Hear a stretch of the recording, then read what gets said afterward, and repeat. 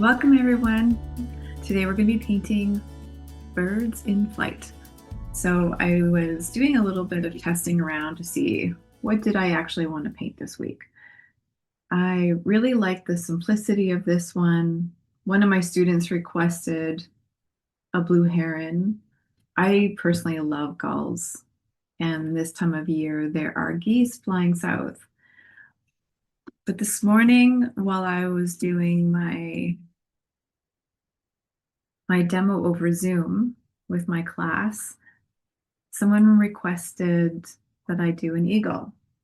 And so this is dedicated to Illy and Daria. Thank you for suggesting this beautiful eagle. And that's what we're going to be painting today. The main colors we're going to be using are Indanthrone Blue,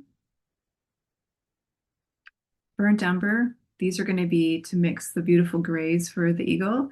And for our sky, you can use whatever you like. I'm going to be using Cerulean Blue. All right, let's get started. The main brushes I'm going to be using today is this one. The paint has rubbed off, so I think this is a number 1. This is a 000. I've got a flat. This is 3/4 inch. And that's it. Make sure you have some color swatches that you can use to make little testers on. These come in really handy. Okay, I'm Daina Deblette, and I love making these videos for you. Make yourself comfortable and just remember, this is just for fun. All right. I'd love to hear how it goes in the comments below. Make sure to subscribe and follow for more. Okay, let's get started.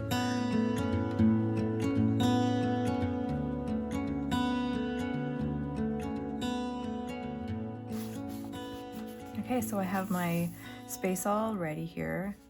I've taped down my paper and I have my reference handy that I'm going to be referring to as we go. This is the demo that I did. I really like how it's silhouetted against the sky, but you can see just a little bit of detail here. So that's what I'm going to aim for as I walk you through this tutorial. So the first thing that I'm going to do is take my wide brush and I'm going to wet the paper really well. Using the wet on wet technique, this creates a space for the paint to move into. So just remember that water is the medium when we're working with watercolor. So we want to be able to give it some nice wet paper to spread into. Okay, I'm going to be using the Cerulean Blue here. So I dip my water in generously, break that paint up. Actually, I refer to this as pigment because it's pretty much pure pigment. And the water makes it into paint. And make sure you always test your colors. I've got some little swatches here, scrap paper that I use. That looks pretty good. So I'm going to load up my brush really well on the side. So I'm loading up the broad part of the brush. And I like to use these larger brushes to apply a lot of paint all at once. Now you can go right up to the boundary of the masking tape if you like, or you can create more of a rough edge. I'm going to go right up to the boundary.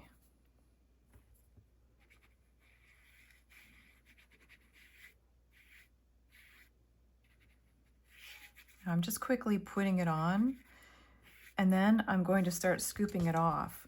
Using my dry brush technique, I'm going to dry the paint and scoop off wherever I want, perhaps some white fluffy clouds or even just a little bit of contrast in the sky. So with every scoop, I'm lifting paint and I'm taking it off on my paper towel. You can even add a little bit of shape in here if you like. I'm working quite quickly because I don't want the paint to dry too much. And if you want to have a softer edge, you can always just add a little bit more water to that.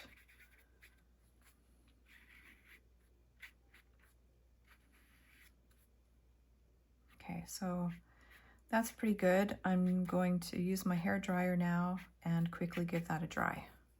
Okay, so the next part is we're going to indicate on our painting where the wingspan of the eagle is going to be.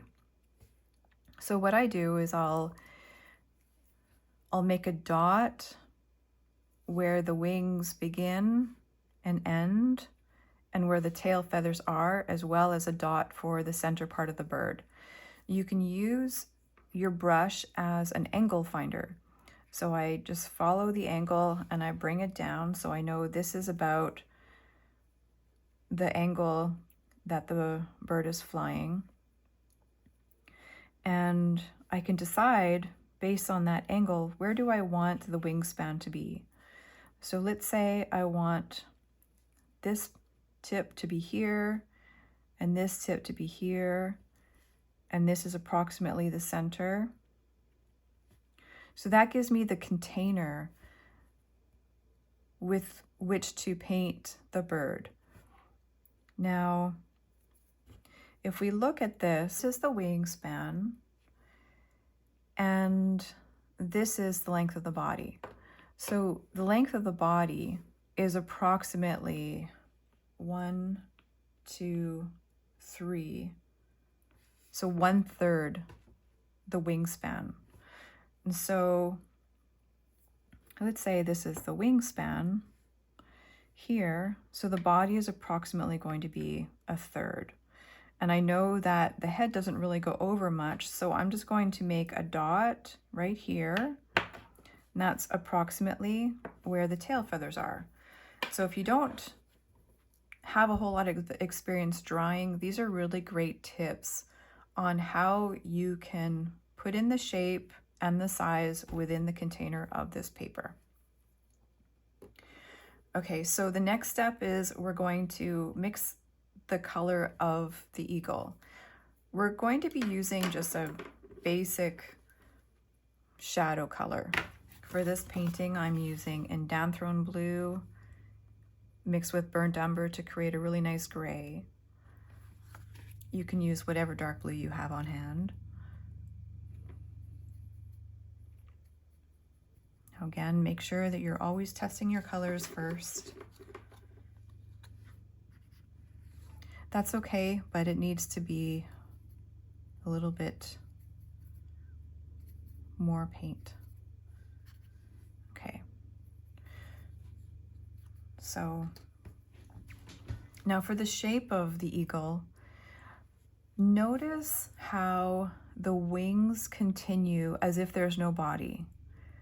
And so when you paint them on, you're not going to stop where you think the body is. You're just going to follow through, and don't paint the feathers yet. We're just painting the basic shape of the wingspan as if there's no body and no feathers. Okay, so I'm just following that shape. I notice it kind of, there's a little bit of an angle and it comes right here where it peaks slightly. So it comes about like that, and then it starts to go in. Add more paint to your brush. So this is where the body's going to be. It goes up a little bit and down. Okay, now the wings aren't that wide, so I'm imagining it starts to go down slightly and up.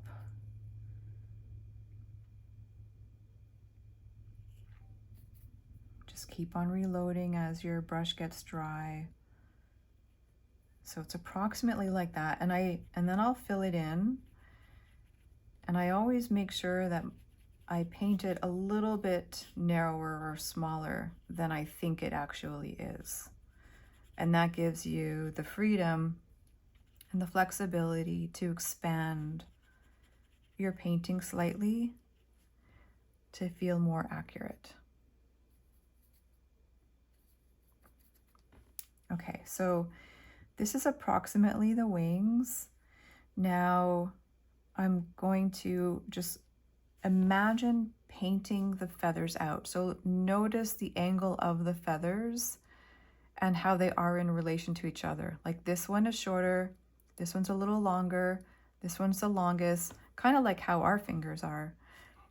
And so I'm going to just gently paint it out, and then the next one, and the next one, and the next one, and then it's starting to bring them back in. Okay, and now the other side. So doing it first, like you're practicing the muscle memory before you apply the paint.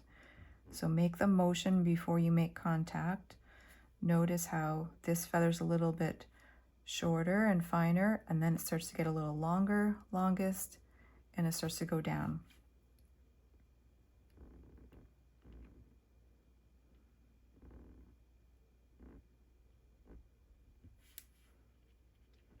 And then just fill it in. Otherwise, there's going to be a line there. Now, watercolor does dry lighter, so that's why I don't worry too much about making it opaque exactly. I just make sure that I get the color right and the shapes right first. Now we're going to be putting the body in. So the tail feathers come out like a triangle.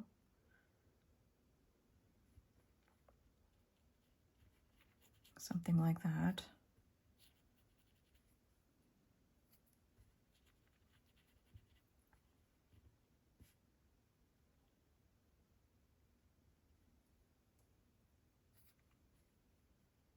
And they sort of curve a little bit too. Okay, and now I'm going to put the body in. So the body is a bit of an oval. It sort of comes like that, just a little bit of an oval. I'm not going to paint the beak, but what I am going to do at this point is, oops.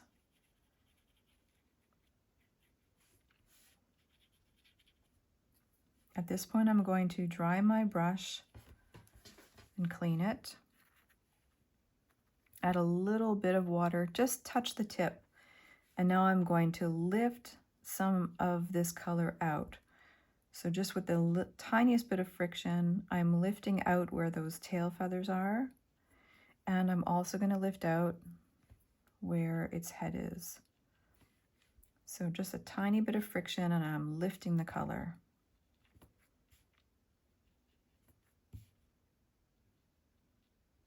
Just like that.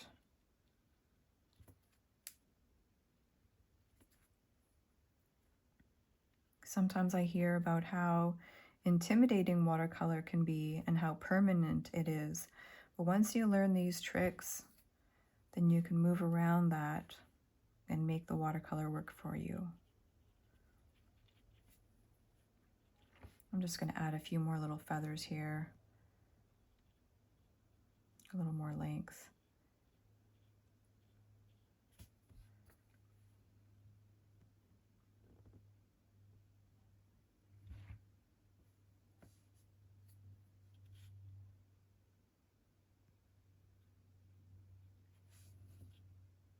Be really mindful of the pressure on your brush and how much paint you have on.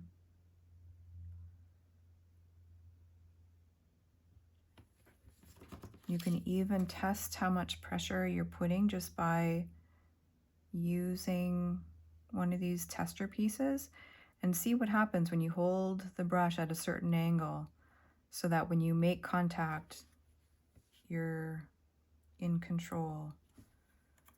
All right. And so now I can add a little bit of white to the eagle. So I do have some white gouache here. This right here is some white gouache, which is opaque watercolor. Very, very handy. I use this quite often. It works just like watercolor, except that it's opaque. So I'm breaking up some of this paint, this pigment, and I'm going to add a little bit of white where the head is, just for some contrast, and where the feathers are, the tail feathers. And this does dry lighter than it goes on, so if it seems a bit stark, don't worry about it. Just give it some time. Let it dry. Okay, I like how that's looking.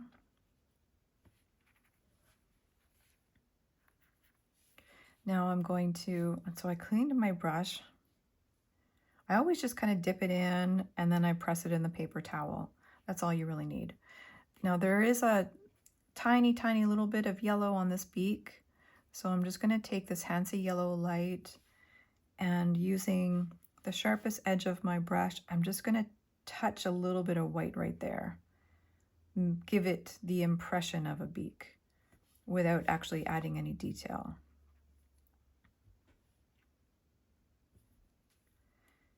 You can add the tiniest little shadow there too if you want to add an eyeball, but I don't recommend it. It's kind of tricky. Like I just put it in the wrong spot, so I quickly lifted that up. I'll add a little shadow under its neck here.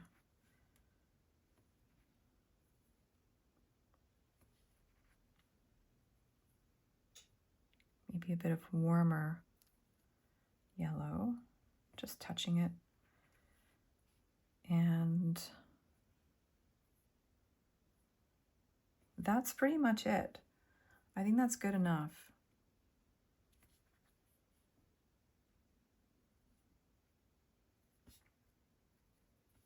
I'm just going to test out to see if, yeah, I don't want to actually, I can see that this is wet. So if I put a black dot on there right now, it's just going to burst out into the moisture. So I'm going to give that a quick dry. And I'm going to put a bit of a shadow right where I see its body come right there.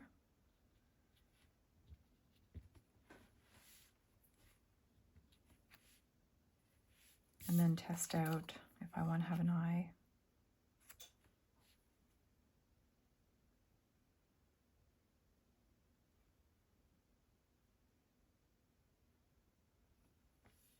All right, there we go. And that's the eagle. You can try painting different types of birds too if you like, whatever ones that you are most drawn to. Just have fun with it. Give it a try and tell me how it goes. And in the comments below, if there's any other birds that you would like for me to do a demo on or any other topics, I would love to hear from you.